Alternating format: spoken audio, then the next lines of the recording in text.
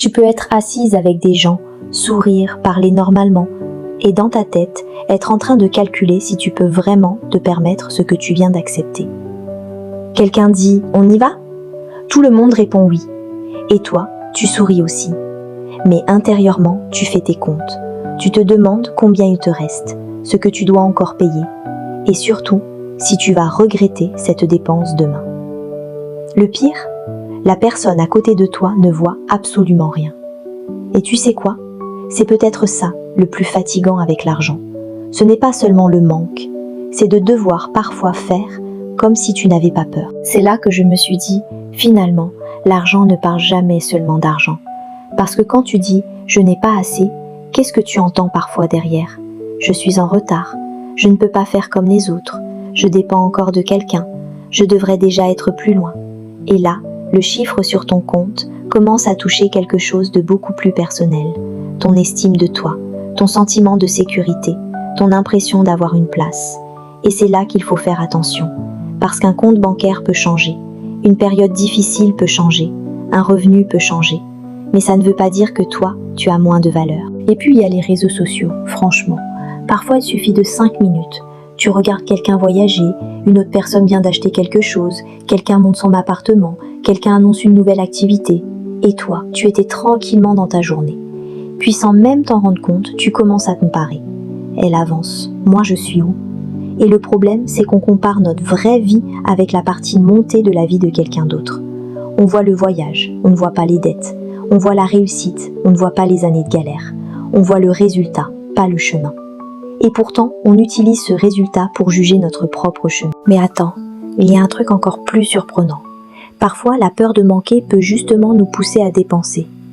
Tu as passé une mauvaise journée, tu es fatigué, quelqu'un t'a blessé, tu te sens seul, ou tu as simplement besoin de te faire plaisir, juste pour souffler un peu.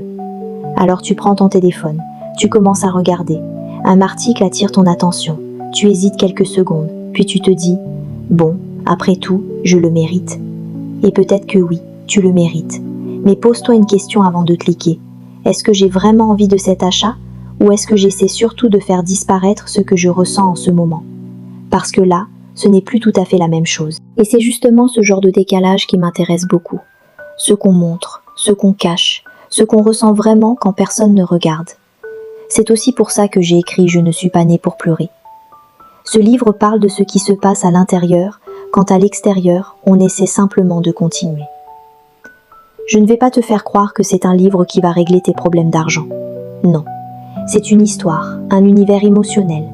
Et si ce genre de récit te parle, je te laisse le découvrir tranquillement.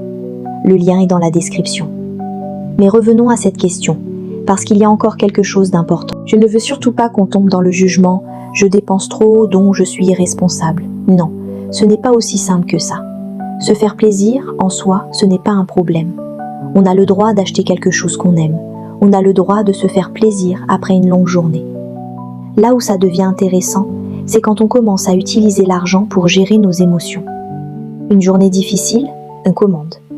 Un moment de solitude, on s'offre quelque chose. On se compare aux autres, on achète pour ne pas avoir l'impression d'être à la traîne. Et parfois, on dépense simplement parce qu'on n'a pas envie de dire « non, je ne peux pas me le permettre ». Sur le moment, ça peut sembler plus facile. Une paix, on passe à autre chose. Mais au fond, est-ce qu'on a vraiment choisi ? Ou est-ce qu'on a juste réagi à ce qu'on ressentait ? Alors peut-être que la vraie question n'est pas « comment est-ce que je peux arrêter de dépenser ?» mais plutôt « qu'est-ce que je cherche à apaiser, à compenser ou à ressentir quand j'ai envie d'acheter ?» Et rien que se poser cette question peut déjà changer notre façon de regarder nos dépenses. Et il y a une autre peur dont on parle beaucoup moins, la peur de dépendre. Parce que tu peux aimer quelqu'un, lui faire confiance, vivre avec cette personne et quand même te dire parfois « et si demain je devais me débrouiller seule ?» Ce n'est pas forcément de la méfiance. Parfois, c'est juste une envie de savoir que tu as aussi quelque chose à toi, une compétence, un revenu, une petite réserve quand c'est possible, une activité, une capacité à rebondir.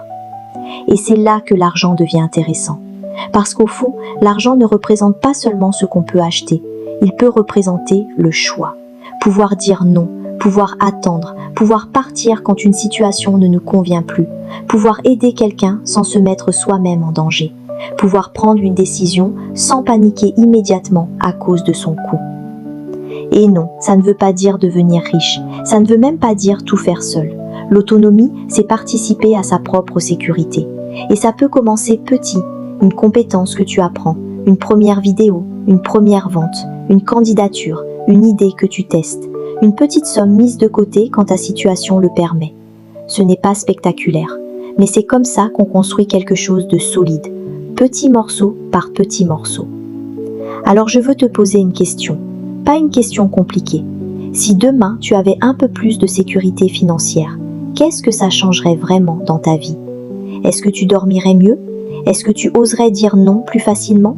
Est-ce que tu lancerais enfin ce projet que tu repousses? Est-ce que tu arrêterais de te comparer? Ou est-ce que finalement tu chercherais encore à prouver quelque chose? Parce que parfois, le problème n'est pas seulement de vouloir plus d'argent, c'est de savoir ce qu'on espère que cet argent va enfin nous permettre de ressentir. Et si tu es dans une période où tu as l'impression de ne pas avancer, ne te demande pas forcément comment je vais tout régler. Cette question est énorme. Demande-toi plutôt qu'est-ce que je peux construire cette semaine? Une seule chose, pas 10. Une compétence, une idée, une démarche, une vidéo, un premier client, une heure consacrée à quelque chose qui pourrait augmenter tes possibilités. Parce que l'autonomie ne commence pas le jour où tu n'as plus peur. Elle peut commencer le jour où, malgré la peur, tu fais un premier mouvement. Et peut-être que toi, tu fais justement semblant que tout va bien. Tu réponds « ça va », tu continues, tu fais ce qu'il faut. Mais au fond, tu aimerais juste respirer un peu plus, ne plus calculer chaque petite chose, ne plus avoir honte de dire non, ne plus avoir l'impression que ton compte bancaire décide de la personne que tu es. Si c'est ton cas, je ne vais pas te dire que tout va changer demain. Ce serait facile à dire, mais ce ne serait pas honnête. Je pense simplement qu'on peut commencer à construire une vie où l'on a un peu plus de choix qu'hier. Et si cette manière de parler de l'argent, des émotions et de l'autonomie te parle, tu peux t'abonner. Ici, l'idée n'est pas de te faire croire que tout est facile, c'est de parler de ces choses qu'on vit vraiment, parfois en silence, et de chercher ensemble comment reprendre un peu de contrôle. Et dis-moi en commentaire une seule chose. Est-ce que pour toi, l'argent représente surtout la sécurité, la liberté ou le stress? Et la prochaine fois que quelqu'un te demandera « ça va ?», écoute ta première réponse. Si tu dis oui automatiquement, prends juste une seconde, pas forcément pour raconter ta vie, juste pour être honnête avec toi-même. Parce qu'on ne construit pas vraiment son autonomie en faisant semblant que tout va bien. On commence en regardant la réalité, puis en décidant ce qu'on peut construire à partir de là. Et peut-être que ton premier pas n'est pas de gagner plus. Peut-être que ton premier pas, c'est simplement d'arrêter de te cacher à toi-même ce que tu ressens. On se retrouve dans la prochaine vidéo.